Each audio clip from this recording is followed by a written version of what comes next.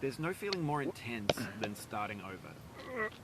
If you deleted your homework the day before it was due, as I have, or if you left your wallet at home and you have to go back after spending an hour in the commute. If you won some money at the casino and then put all your winnings on red but it came up black. If you got your best shirt dry cleaned before a wedding and then immediately dropped food on it. If you won an argument with a friend and then later discovered that they just returned to their original view. Starting over is harder than starting up. If you're not ready for that, like if you've already had a bad day, then what you're about to go through might be too much. Feel free to go away and come back. I'll be here. Alright, thanks for coming with me on this trip. I'll understand if you have to take a break at any point. Just find a safe place to stop and quit the game. Don't worry, I'll save your progress, always, even your mistakes. This game is a homage to a free game that came out in 2002, titled Sexy Hiking. The author of that game was Jazzuo, a mysterious Czech designer who was known at the time as the father of B games. And B games are rough assemblages of found objects. Designers slap them together very quickly and freely, and they're often too rough and unfriendly to gain much of a following. They're built more for the joy of building them than as polished products. In a certain way, Sexy Hiking is the perfect embodiment of a B game. It's built almost entirely out of found and recycled parts, and it's one of the most unusual and unfriendly games of its time. In it, your task is simply to drag yourself up a mountain with a hammer. And that act of climbing, in the digital world or in real life, has certain essential properties that give the game its flavor. No amount of forward progress is guaranteed. Some cliffs are too sheer or too slippery, and the player is constantly, unremittingly in danger of falling and losing everything. Anyway, when you start Sexy Hiking, you're standing next to this dead tree that blocks the way to the entire rest of the game. It might take you an hour to get over that tree, and a lot of people never got past it. You prod and you poke at it, exploring the limits of your reach and your strength, trying to find a way up and over. And there's a sense of truth in that lack of compromise. Most obstacles in video game worlds are fake. You can be completely confident in your ability to get through them once you have the correct method or the correct equipment or just by spending enough time. In that sense, every pixelated obstacle in Sexy Hiking is real. The obstacles in Sexy Hiking are unyielding, and that makes the game uniquely frustrating. But I'm not sure Jazzuo intended to make a frustrating game.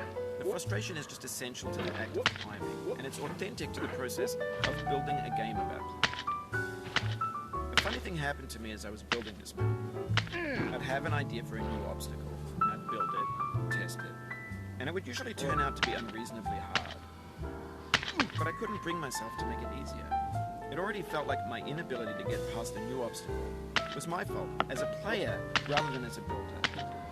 Imaginary mountains build themselves from our efforts to climb them, and it's our repeated attempts to reach the summit that turns those mountains into something real. When you're building a video game world, you're building with ideas, and that can be like working with quickset cement. You mold your ideas into a certain shape that can be played with, and in the process of playing with them, they begin to harden and set until they're immutable, like rock. And at that point, you can't change the world, not without breaking it into pieces and starting fresh with new ideas. For years now, people have been predicting that games would soon be made out of prefabricated objects, bought in a store and assembled into a world. And for the most part, that hasn't happened, because the objects in the stores are trash. I don't mean they look bad or that they're badly made, although a lot of them are. I mean they're trash in the way that food becomes trash as soon as you put it in the sink. Things are made to be consumed and used in a certain context, and once the moment is gone, they transform into garbage. In the context of technology, those moments pass by in seconds.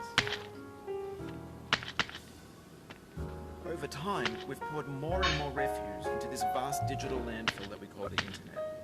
It now vastly outnumbers and outweighs the things that are fresh and untainted and unused.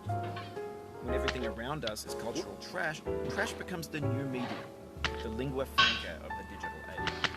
And you can build culture out of trash, but only trash culture. B games, B movies, B music, be philosophy.